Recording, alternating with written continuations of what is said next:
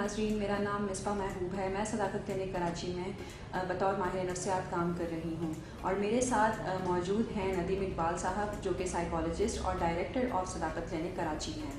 नाजरीन, हम आज आपकी खिदमत में इसलिए हाजिर हुए हैं ताकि आपको बता सकें कि सदाकत क्लिनिक कराची में नशे के मरीज़ों का इलाज कैसे किया जा रहा होता है, उनकी दिन भर क्या एक्टिविटीज़ रहती हैं और मरीज़ को किस तरह से डील किया जा रहा होता है। साथ ही साथ मैं आज आपको कुछ ऐसे मरीज़ों और उनकी फैमिलीज से मिलवाऊंगी जो कि यहाँ से अपना इलाज मुकम्मल करवाने के बाद एक बहुत अच्छी ज़िंदगी गुजार रही हैं। ना सिर्फ उन मरीज़ों से मिलवाऊंगी जो कि इलाज करवा चुके हैं, बल्कि ऐसे मरीज़ों से भी मिलवाऊंगी जो कि अभी भी ज़ेरे इलाज हैं। लेकिन उससे पहले हम बात करते चलते हैं हमारी एक इम्पॉर्टेंट पर्सनैलिटी की, डॉक्टर सदाकत अली। डॉक्टर सदाकत अली का नाम पाकिस्तान के उन कीमती सरमायों में से एक है जिन्होंने नशे की बीमारी में मुब्तला लोगों को बहाली की तरफ लाने में बहुत अहम किरदार अदा किया। जैसे कि हम सब जानते हैं कि डॉक्टर सदाकत अली का नाम पाकिस्तान के मुमताज़ माहिर मंशियात में आता है। डॉक्टर साहब ने अपनी एजुकेशनल स्किल्स को यूटिलाइज़ करते हुए बहुत सारे हज़ारों नशे के मरीज़ों की ज़िंदगी में उम्मीद की शमा रोशन की। डॉक्टर साहब ने अपनी स्किल्स को इस्तेमाल करते हुए मंशियात की इस फील्ड में, एडिक्शन की इस फील्ड में बेतहाशा खिदमात अंजाम दी, बेतहाशा सर्विसेज की, जिसमें से सर फहरिस्त सदाकत क्लिनिक है। सदाकत क्लिनिक की बुनियाद 1979 में रखी गई। तो चलिए अब सर नदीम से हम जानते हैं कि यहाँ इस इलाज में ऐसी कौन सी चीज़ बहुत इम्पॉर्टेंट चीज़ है जो कि अगर ना हो तो इलाज नामुकम्मल रहता है। जी बिल्कुल। नशे की बीमारी क्योंकि एक फैमिली डिजीज़ है, ये एक ऐसी बीमारी है कि इसमें बीमार कोई एक शख्स होता है मगर पूरी फैमिली सफ़र करती है, पूरी फैमिली डिस्टर्ब होती है और उस प्यारे को उस वक्त तक सेहतियाब भी नहीं किया जा सकता जब तक कि पूरी फैमिली को इन्वॉल्व ना किया जाए। सो इस बीमारी के इलाज में जो सबसे अहम और ज़रूरी एलिमेंट है वो फैमिली की इन्वॉल्वमेंट है और फैमिली की इन्वॉल्वमेंट को बेहतर तब ही बनाया जा सकता है जब फैमिली की ट्रेनिंग हो। सो हम सदाकत क्लिनिक कराची में फैमिली को ट्रेन करते हैं, काउंसिल करते हैं और फैमिली का जो कंट्रीब्यूशन इलाज में होना चाहिए उसके लिए उनको ट्रेन करने के बाद उनके कंट्रीब्यूशन को यकीनी बनाते हैं, जिससे इलाज में बहुत फ़ायदा होता है। जैसे कि आपने फरमाया कि इसके बगैर इलाज मुमकिन ही नहीं है, इलाज मुकम्मल ही नहीं होता।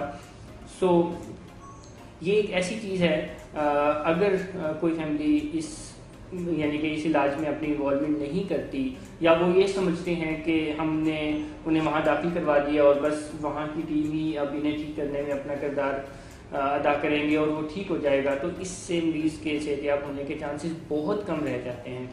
सो इस बीमारी के इलाज में सबसे अहम और ज़रूरी चीज़ है फैमिली की इन्वॉल्वमेंट एंड ट्रेनिंग, जो कि हम सदाकत क्लिनिक कराची में मुकम्मल तौर पे करते हैं। हम फैमिलीज़ को इन्वॉल्व करते हैं, उनको ट्रेन करते हैं और यही एक वजह है कि सदाकत क्लिनिक कराची का जो सक्सेस रेट है वो बहुत अच्छा है। ठीक है, thank you so much sir Nadeem. मैं अब आपको उन मरीज़ों के पास लेकर चलती हूँ, उन मरीज़ों से और उनकी फैमिली से मुलाकात करवाती हूँ जो कि अपना इलाज यहाँ से मुकम्मल करवाने के बाद इस इलाज को फॉलो करते हुए अपनी ज़िंदगी को बेहतरीन अंदाज में गुजार रहे हैं। तो मेरे साथ रहिए और वीडियो को देखते रहिए। अस्सलाम वालेकुम, कैसी हैं आप? अल्हम्दुलिल्लाह। आपके हस्बैंड यहाँ अंडर ट्रीटमेंट में हैं, तो मैं कुछ सवालात आपसे करना चाहूँगी। जैसे आपके हस्बैंड का यहाँ पे ट्रीटमेंट हो रहा है, तो क्या आप इस ट्रीटमेंट से, इलाज से सेटिस्फाइड हैं? जी बिल्कुल, मैं सेटिस्फाइड हूँ। बहुत अच्छा, रिहैब भी बहुत अच्छा और ट्रीटमेंट भी बहुत अच्छा हुआ। ठीक है, आपने अपने हस्बैंड के अंदर कुछ तब्दीली महसूस की, बेहतरी महसूस की? जी बिल्कुल, मैंने उनके अंदर 1.5 महीने बाद ही चेंज महसूस किया था, पॉजिटिव चेंज था। आपके हस्बैंड इलाज में खुद आए थे या थ्रू इंटरवेंशन क्राइसिस लेकर आए गए? इंटरवेंशन के थ्रू लेके आया गया था। तो क्राइसिस के थ्रू या इंटरवेंशन के थ्रू वो आए थे, तो क्या आपने पूरे ट्रीटमेंट के प्रोसीजर में कहीं ऐसा उनको पाया कि वो रिबेलियस हो रहे हैं ट्रीटमेंट के लिए या वो कोई रिजेंटमेंट शो कर रहे हैं? नहीं, एज सच को बहुत ज़्यादा रिएक्शन उसका नहीं आया। बस शुरू में 1-2 मीटिंग्स में उसने मुझे थ्रेट किया था कि मैं देख लूँगा बाहर निकल के और तुम्हें भी एडमिट करा दूँगा। उसके अलावा तो फिर वो बिल्कुल चेंज हो गई उसकी स्टेटमेंट्स। अच्छा, जब ट्रीटमेंट स्टार्ट हुआ है तो उससे पहले आपके क्या ख्यालात थे, आप क्या सोचती समझती थी इलाज को, और अब आपने इलाज को कैसा पाया? पहले मैं ये समझती थी कि फहद जो है वो इस नशे की बीमारी में फंस चुका है और इलाज करवा लेते हैं और चांस लेके देख लेते हैं, लेकिन यहाँ इलाज करवाने के बाद मुझे अंदाज़ा हुआ कि नहीं, हम इलाज करवा के खुशगवार ज़िंदगी गुजार सकते हैं। ठीक है, थैंक यू सो मच। अस्सलाम वालेकुम, कैसी हैं आप? वालेकुम सलाम, अल्हम्दुलिल्लाह ठीक हूँ। अच्छा, जैसे कि आपके बेटे यहाँ पे ज़ेरे इलाज हैं हमारे पास, तो मैं आपसे कुछ सवालात करना चाहूँगी, काइंडली उसके जवाब दे दें। मैं ये पूछना चाह रही हूँ कि आपके बेटे यहाँ पे कब से ज़ेरे इलाज हैं, कब से इलाज हो रहा है उनका? ये तकरीबन 2.5 महीने से ज़्यादा हो गया है। 2.5 महीने से ज़्यादा हो गया है। क्या आप इलाज से मुतमईन हैं? जी हाँ, मैंने जिस तरह का समझा था कि ऐसा होगा नॉर्मली, लेकिन उससे बहुत अच्छा पाया और यहाँ पे मेरी बहुत बिल्कुल मुकम्मल तसल्ली है और मुझे नहीं लग रहा था कि इतना अच्छा रिस्पांस मेरे बेटे को मिलेगा। ठीक है, आप बेहतरी महसूस कर रही हैं अपने बेटे में कोई? जी हाँ, बहुत नुमाया बेहतरी और नुमाया इनमें तब्दीली आ रही है और इस हद तक कि मुझे ऐसा लग रहा है कि इंशाल्लाह ताला अब ये इस तरफ इनका जो है दोबारा से नहीं जाएंगे। ठीक है। अच्छा, मुझे ये बताइए कि आपके बेटे इलाज में खुद आए थे या उनको क्राइसिस इंटरवेंशन के थ्रू लाया गया, क्राइसिस किया गया था? उनको क्राइसिस किया गया था, वो इन सब चीज़ों से भाग रहे थे, काफ़ी अपने आप को छुपा रहे थे कि इन सब चीज़ों का ना पता चले, लेकिन उनकी सेहत वगैरह काफ़ी हद तक डाउन होती जा रही थी और हम लोग बहुत ज़्यादा इसके हवाले से मायूस हो चुके थे, नॉर्मल रूटीन में नहीं थे, तो क्राइसिस में उनको लाया गया है। ठीक है। तो अच्छा, जैसे क्राइसिस के थ्रू आए हैं आपके बेटे, तो क्या आपने देखा कि कुछ दिनों बाद वो गुस्सा कर रहे हैं या कोई रिबेलियसनेस शो कर रहे हैं, रिजेंटमेंट, या ऐसा कहा तो नहीं उन्होंने कि मैं आके दोबारा नशा करूँगा और नशा करूँगा और मैं सबको देख लूँगा, या गुस्सा किया? नहीं, ऐसा हम लोग को लग रहा था कि ऐसा कुछ होगा, लेकिन जब यहाँ कुछ अरसे ज़ेर इलाज रहे तो फिर हमें ऐसा उनकी बातों से, उनके सारे एटीट्यूड से ये लग रहा है कि माशाल्लाह उनको बहुत ज़्यादा खुशी है कि मैं इस चीज़ से निकल रहा हूँ और ऐसा ऐसा ही बेहतरी की तरफ आ रहे हैं और अब उनका बिल्कुल भी रुझान नहीं है। अब उनका कहना है कि अल्लाह ताला का बहुत बड़ा करम है, बड़ा एहसान है कि मैं इस चीज़ से बाहर आ गया, क्योंकि ये मुझे लग रहा था कि मैं ऐसा ऐसा ये आगे की तरफ, खाई की तरफ चलता चला जा रहा हूँ और उनको बिल्कुल भी यकीन नहीं था कि मैं वापस इस चीज़ से निकल पाऊँगा। सही। तो अब उनका कहना ये है कि इंशाल्लाह ताला अब मैं जब इन सब चीज़ों से निकल के अपनी एक नॉर्मल लाइफ स्टार्ट करूँगा तो फिर मेरी भी ख्वाहिश होगी कि और भी जो भी लड़के हैं उन सबको मैं मना करूँ कि ये ज़िंदगी को ख़त्म करना है और ये इदारा ऐसा है कि जहाँ पे इसको बहुत ज़्यादा इनको माशाल्लाह एक अच्छी ट्रीटमेंट दी गई और इस जगह पे उनको एक होप्स दी गई, क्योंकि जब तक होप्स ना हो कोई भी बच्चा आगे नहीं बढ़ता। बिल्कुल। तो उनको बहुत अच्छी होप्स दी गई हैं। ठीक है। अच्छा, इलाज शुरू होने से पहले कुछ आपके जहन में ख्यालात होंगे, जैसे कि आपने कहा कि ऐसे कुछ जैसे समझा था, तो क्या आपने उन ख्यालात को तब्दील होते पाया? क्या वही ख्यालात आपने इलाज को कैसा पाया? मेरा जहाँ तक मेरे माइंड में जो एक कॉन्सेप्ट था कि बहुत सारे इदारे ऐसे होते हैं, बहुत ज़्यादा सख्ती से ज़बरदस्ती उनको कर रहे होते हैं और फिर जो भी इसमें पेशेंट्स होते हैं वो वापस से उस तरफ से जाते हैं। मुझे नहीं लगता कि यहाँ पे ऐसा कुछ है, कोई ज़बरदस्ती की गई है, ये खुद से अपने आप को इस बेहतरी की तरफ अपने माइल हुए हैं। इस हद तक हुए हैं कि है ना, मुझे मेरा भी वाकई बिलीव नहीं था, बस अल्लाह ताला के ऊपर एक ज़ात पे भरोसा था और अल्लाह ताला ने इस चीज़ को मेरे जना बहुत पूरा किया और माशाल्लाह अल्हम्दुलिल्लाह यहाँ पर आके एक अच्छी उम्मीद मिली है और बहुत अच्छा रिस्पांस मिला है। डॉक्टर्स की सबकी बहुत ज़्यादा मतलब सपोर्ट है और साइकोलॉजिकल तौर पे भी और हर तरह से उसको इस चीज़ का यकीन दिलाया गया कि जब तुम यहाँ से सही हो जाओगे तो इंशाल्लाह ताला एक नॉर्मल ज़िंदगी गुजारोगे इंशाल्लाह। ये उम्मीद एक पेशेंट के लिए बहुत ज़रूरी होती है। ये तो एडिक्शन है, उसके अलावा कोई और भी मरीज़ होता है ना, जब तक डॉक्टर की उम्मीद ना हो, सारी उम्मीदें ना हो, तो कोई भी आगे नहीं बढ़ सकता। बेशक बेशक। तो इस हवाले से हम लोगों को बहुत अच्छा, हमारी फैमिली को बहुत ज़्यादा इस बारे में मतलब खुशी हुई है कि हमने एक अच्छी जगह और अच्छे दायरे को चूज़ किया है। ठीक है, थैंक यू सो मच। अस्सलाम वालेकुम, कैसे हैं आप? वालेकुम अस्सलाम, मैं बिल्कुल ठीक, मैं साथ सुनाएं। अल्हम्दुलिल्लाह मैं भी ठीक हूँ। जैसे आपके यहाँ पे ट्रीटमेंट हो चुका है तो मैं आप करवा के जा चुके हैं तो कुछ सवालात करना चाहूँगी आपसे। आपका ट्रीटमेंट कितना अर्सा पहले हुआ है? मेरा ट्रीटमेंट हुआ है 9 मंथ्स पहले हुआ है। 9 मंथ्स पहले। अच्छा, आपने कौन कौन सी ड्रग्स यूज़ किए थे? मैंने मल्टीपल यूज़ किए थे, हैश, हेरोइन, आइस, क्रिस्टल। ठीक। अच्छा, स्टाफ का बिहेवियर आपके साथ कैसा था?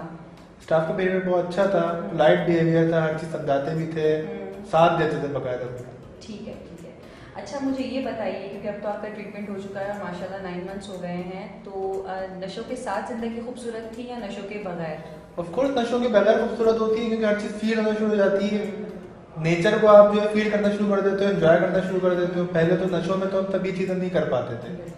मतलब होता है हमेशा कि एग्रेसिव रहना, घर वालों को हमेशा फील नहीं कर पाते थे, उनकी खुशियाँ फील नहीं कर पाते थे, खुशियों में शामिल नहीं होते थे। तो ऑफ कोर्स बिना नशे के तो अच्छी लगता था। ठीक है, आप अपने इलाज से मुतमईन हैं? जी बिल्कुल मुतमईन हूँ। कैसे? क्योंकि हमारी काउंसलिंग बहुत अच्छी होती है, जो मतलब इस दफ़ा काउंसलिंग बहुत अच्छी हुई हमारी, इसलिए बहुत मुतमईन हूँ मैं। घर वालों की काउंसलिंग बहुत अच्छी हुई, घर वालों ने बहुत अच्छा साथ दिया। ड्यू टू द काउंसलिंग जो है बहुत अच्छा इलाज रहा, तो इसलिए मैं मुतमईन हूँ। ठीक है, थैंक यू सो मच। अस्सलाम वालेकुम, कैसे हैं आप? वालेकुम अस्सलाम, मैं ठीक हूँ, आप कैसी हैं? मैं भी ठीक हूँ अल्हम्दुलिल्लाह। अच्छा, आप यहाँ पे अंडर ट्रीटमेंट है तो आपसे कुछ सवालात करना चाहूँगी। ये बताइए कि आप यहाँ पे कब से ज़ेरे इलाज है, कब से ट्रीटमेंट हो रहा है आपका? मुझे यहाँ पे 90 डेज से ऊपर हो गए हैं ट्रीटमेंट में। 90 डेज से ऊपर हो गए। अच्छा मुझे ये बताइए कि आप कौन कौन से नशे इस्तेमाल कर रहे थे? मैं हेरोइन इस्तेमाल कर रहा था और आइस क्रिस्टल इस्तेमाल कर रहा था। कब से इस्तेमाल कर रहे थे? तकरीबन 1.5 साल से इस्तेमाल कर रहा था। 1.5 साल से। जी ठीक है। अच्छा, आपके ख्याल में आपका जो यहाँ पे इलाज हो रहा है वो कैसा है, मतलब कैसा हो रहा है? ठीक है जी, इलाज बहुत अच्छा है यहाँ का और आपकी क्वालिटी स्टैंडर्ड्स बहुत अच्छे हैं जी। अच्छा, ये स्टाफ का बिहेवियर कैसा है आपके साथ? स्टाफ आपका आउटस्टैंडिंग है यहाँ पे और बहुत कोऑपरेटिव है, बहुत हेल्पफुल है स्टाफ, और बिल्कुल यहाँ पे स्टाफ भाइयों की तरह भाईचारा रहता है यहाँ पे। अच्छा, आपका दिन कैसा गुजरता है? मेरा दिन बहुत प्रोडक्टिव गुजरता है यहाँ पे, बहुत मज़ा आता है यहाँ पे, और भी पेशेंट्स के साथ यहाँ पे एक माहौल ऐसा, एनवायरनमेंट ऐसा क्रिएट हुआ हुआ है। और यहाँ पे आप लोग बेसिकली जो रूटीन बना के देते हैं वो रूटीन मेरे हिसाब से, क्योंकि हमारी लाइफ ड्रग्स में जो है वो गैर मुनज़्ज़म हो जाती है, यहाँ पे आने के बाद आप लोग हमें जो रूटीन बनाते हैं, जो डेवलप करते हैं with in the time Spain, वो काफ़ी अच्छी आप लोग बनाते हैं और उसमें काफ़ी हेल्पफुल होगी यहाँ से जाने के बाद एक्चुअली। ठीक है। अच्छा, खाना कैसा लगता है आपको? खाना बहुत लजीज है, आपके शेफ़ बहुत अच्छे हैं और आपकी जो वैरायटी है खाने की वो भी बहुत अच्छी है, मतलब जिस तरह से आप लोग चेंज करते हैं मेन्यूज अपने, वो बहुत अच्छे हैं। ठीक है, थैंक यू सो मच। अस्सलाम वालेकुम, कैसे हैं आप? वालेकुम अस्सलाम, करम अल्लाह का, आप सुनाएं? अल्हम्दुलिल्लाह मैं भी ठीक। आपका यहाँ पे ट्रीटमेंट हुआ है तो मैं चाहूँगी आपसे कुछ सवालात करना। तो आप पहले मुझे ये बताइए कि आपका इलाज यहाँ पे कितना अरसा हुआ? बस 3 मंथ हुआ। 3 मंथ्स हुआ है।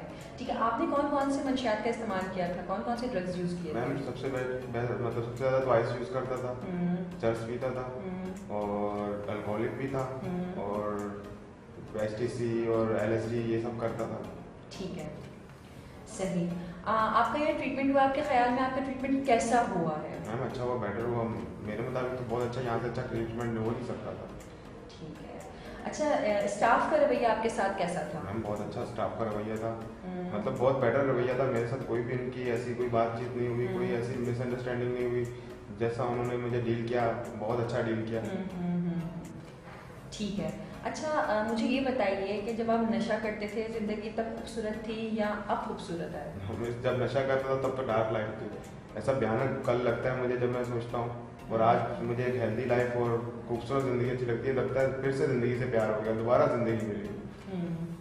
अच्छा, यहाँ पे इलाज हुआ, इलाज से सेटिस्फाइड हैं अपने? बिल्कुल, मैं बहुत ज़्यादा सेटिस्फाई हूँ, बहुत खुश हूँ, आप लोगों का शुक्रगुजार भी हूँ कि आप लोगों ने मेरा इलाज किया, मुझे अच्छी डीलिंग की आप लोगों ने और मुझे एक अच्छा आदमी बनाया। आज मैं खुश हूँ इस बात पे भी कि मैं यहाँ एडमिट हुआ।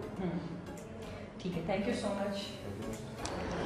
चलिए अब हम चलते हैं सदाकत क्लिनिक कराची के स्टाफ के पास, और हम सबसे पहले चलेंगे इरशाद साहब के पास और उनसे ये जानेंगे कि जब मरीज़ यहाँ पे इंडोर होता है, जब दाखिल होता है, तो उसके साथ सबसे पहले क्या किया जाता है, उसे किस तरीके से डील किया जाता है। फिर उसके बाद हम फजल साहब से मुलाकात करेंगे और यहाँ के मेन्यू के बारे में जानेंगे कि किस तरह का खाना मरीज़ों के लिए यहाँ पे तैयार किया जा रहा होता है और क्या क्या इकदाम लिए जा रहे होते हैं उन्हें अच्छी ग़िज़ा फराहम करने के। और उसके बाद हम जमील साहब से मुलाकात करेंगे और उनसे ये जानेंगे कि रात में मरीज़ों को किस तरीके से चेक किया जाता है, उनकी देखभाल का ख्याल रखा जा रहा होता है और उन्हें कोई तकलीफ़ ना हो, इन सब चीज़ों का चेक एंड बैलेंस किस तरीके से रखा जा रहा होता है। और फिर हम मुलाकात करेंगे अजमल साहब के साथ और उनसे ये जानेंगे कि पूरा दिन मरीज़ों की क्या एक्टिविटीज़ रहती हैं, वो अपने दिन को किस तरीके से गुजार रहे होते हैं। तो चलिए मेरे साथ रहिए और इस वीडियो को देखते रहिए।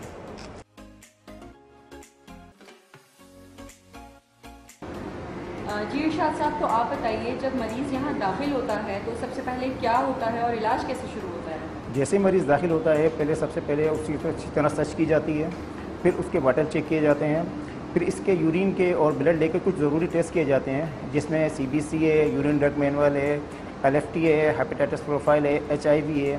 फिर उसके बाद हम मरीज़ को डॉक्टर आसिफ शेख के पास ले जाते हैं, जो उसका अच्छी तरह तफसीली मुआयना किया जाता है और इसका इलाज शुरू हो जाता है। फिर उसके बाद हम डॉक्टर इमाम और सर याद नदीम के पास ले जाते हैं, जो इसको अच्छी तरह से ज़हनी तौर पर उनको मुआयना किया जाता है और फिर इसकी ज़हनी फैक्टर पर काम शुरू हो जाता है।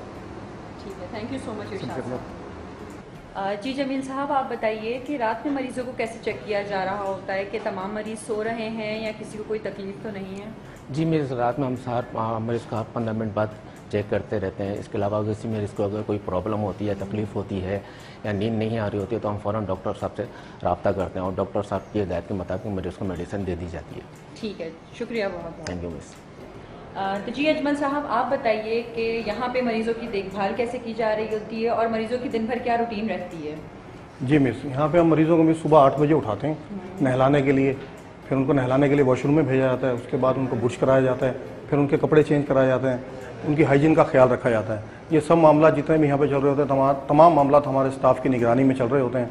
उसके बाद मरीज़ 8:45 बजे 8:45 पे डाइनिंग टेबल पे पहुँच जाते हैं, वहाँ नाश्ता करते हैं। नाश्ता करने के बाद 9 बजे तमाम मरीज़ जो हैं वो थेरेपी हॉल में आ जाते हैं। वहाँ पे तिलावत सूरह रहमान चलाई जाती है उर्दू तर्जमे के साथ, वो सुनते हैं। वो सुनने के बाद फिर तमाम मरीज़ों का डॉक्टर चेकअप होता है, जो कि डॉक्टर फ़ारूक साहब और डॉक्टर इमाम साहब करते हैं। उनके वाइटल्स चेक करते हैं, फिर उसके बाद वो डिसाइड करते हैं कि इनको क्या क्या मेडिसिन देनी है। फिर तमाम मरीज़ों की मेडिसिन बनाई जाती है, फिर उनको मेडिसिन खिलाई जाती है। उसके बाद 10:15 पे हमारे यहाँ पहला ग्रुप होता है, जो कि आप लेती हैं, पेशेंट्स को आप ग्रुप लेती हैं। फिर उसके बाद 45 मिनट का एक ग्रुप होता है, फिर उसके बाद 15 मिनट की ब्रेक होती है। उसमें पेशेंट्स हमारे यहाँ कैंटीन चाय ये लेते हैं मिस। उसके बाद फिर सेकंड ग्रुप होता है, जो कि मिस सुमेरा लेती हैं। उसके बाद फिर पेशेंट्स को 15 मिनट का फिर ब्रेक मिलता है मिस। फिर उसके बाद हमारा यहाँ पे 12:15 बजे फिर एक और कंबाइन ग्रुप होता है, जिसमें हमारे जितने भी माहिरीन हैं तमाम आकर ये कंबाइन ग्रुप लेते हैं। पेशेंट्स को पढ़ाया जाता है जो भी मामलात हैं इनके बारे में। फिर हमारे यहाँ पे 1:15 बजे वो ग्रुप ख़त्म हो जाता है। 1:15 बजे फिर तमाम पेशेंट जो हैं डाइनिंग हॉल में दोबारा से चले जाते हैं लंच करने के लिए। फिर 1:15 बजे से लेकर 2 बजे तक वो लंच करते हैं मिस।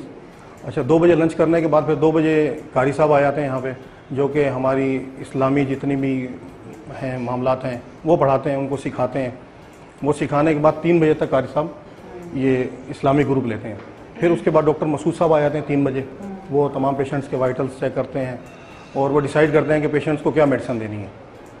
फिर वो शाम की मेडिसिन जो है वो लिखते हैं। वो लिखने के बाद फिर 4 बजे जो है तमाम पेशेंट्स हमारे जो है सेकंड फ्लोर पे चले जाते हैं, वहाँ पे चाय वगैरह पीते हैं मिस। चाय पीने के बाद फिर वो 15 मिनट बाद दोबारा वापस आ जाते हैं नीचे। फिर 4:15 बजे मिस रुखसार आती हैं, वो आर्ट थेरेपी का ग्रुप लेती हैं मिस। 4:15 बजे से लेकर 5 बजे तक वो ग्रुप होता है। वो ग्रुप लेने के बाद फिर पेशेंट को 15 मिनट का फिर रेस्ट मिल जाता है पेशेंट्स को। फिर उसके बाद 5 बजे के बाद पेशेंट गेम्स खेलते हैं यहाँ पे, जो भी अपने इंडोर हमारी थोड़ी गेम्स हैं वो करते हैं। वो करने के बाद फिर सर यासिर ग्रुप लेते हैं मिस। 6 बजे 6:15 बजे वो यासिर साहब ग्रुप लेते हैं। वो ग्रुप लेने के बाद फिर तमाम पेशेंट 7 बजे डाइनिंग हॉल में दोबारा वापस ऊपर चले जाते हैं। वो डिनर करते हैं। डिनर करने के बाद फिर वो इंडोर जो हमारी गेम्स रखी हुई हैं वो खेलते हैं। वो खेलने के बाद 8:15 साढ़े 8 बजे फिर पेशेंट्स को जो शाम की मेडिसिन होती हैं वो दी जाती हैं। वो देने के बाद फिर दोबारा से जो पेशेंट्स हैं जिम करना चाहें या इंडोर गेम खेलना चाहें वो खेलते हैं। 9:30 बजे तक टीवी वगैरह देखते हैं। 10:30 बजे तमाम पेशेंट जो हैं अपने अपने बेड पे चले जाते हैं सोने के लिए। बहुत बहुत शुक्रिया अजमल साहब। अच्छा, नाश्ते, लंच और डिनर में किस तरह का खाना बना रहे होते हैं आप? नाश्ते में हमारा ये है कि हम हर चीज़ जैसे जैम बटर हो गया वो हम रखते हैं, क्योंकि पेशेंट ज़्यादातर यही इस्तेमाल करते हैं। उसके अलावा हाफ़ फ्राई, फुल फ्राई अंडा, ऑमलेट्स वगैरह होती है, ब्रेड्स होती है। कभी कभी हम लोग संडे वाले दिन जो उनकी फरमाइश होती है, हैवी का जो नाश्ते होते हैं वो भी कभी कभी मंगा लेते हैं। लेकिन जैसे कि उनको सेहत का मसला होता है तो हम लोग जैसे रेगुलर दिनों में उनके लिए ऐसे लाइट से नाश्ते उनके होते हैं। और खाने में भी ऐसे जो दोपहर का लंच का खाना है वो थोड़ा हैवी होता है, और रात का खाना हम लोग ज़्यादातर हल्के ये लाइट सा खाना देते हैं, लेकिन फ्रेश खाना होता है। और कभी ऐसा भी होता है कि पेशेंट्स कहे कि मुझे ये पसंद नहीं है, हम लोग बाहर से मंगाना के कोई करते हैं तो उनकी डिमांड होती है, हम लोग डॉक्टर से पूछ के ताकि उनकी सेहत पे कोई ऐसा असर ना पड़े हम उनके मंगा के रखते हैं। अच्छा, एक बात और बताइए कि मरीजों के लिए जो खाना यहाँ पे दिया जा रहा होता है मरीजों को, तो क्या कोई स्पेसिफिक मखसूस मिकदार में है या जितना वो चाहे वो खा सकते हैं? नहीं, बिल्कुल ऐसी नहीं है। हमारे यहाँ खाना जितना पेशेंट खा सकते हैं हम लोग देते हैं उनको, और ऐसी कोई बात नहीं है कि कोई मिकदार होती है, क्योंकि हमारे कैंटीन की जो चीज़ें हम लोग उस पर कोई वो नहीं है कि लिमिट से है। हाँ, अगर कोई डॉक्टर बोलते हैं किसी पेशेंट्स के सेहत के हवाले से कि इनको कोई लाइट सी चीज़ें दे या इनको कोई स्पेशल बना के दे या सलाद बना के दे, फ्रूट सलाद बना के दे, तो उनके हिसाब से हमें चलना पड़ता है, उनके पेट के हवाले से ये थोड़ी सी चीज़ें हमें देखनी पड़ती है।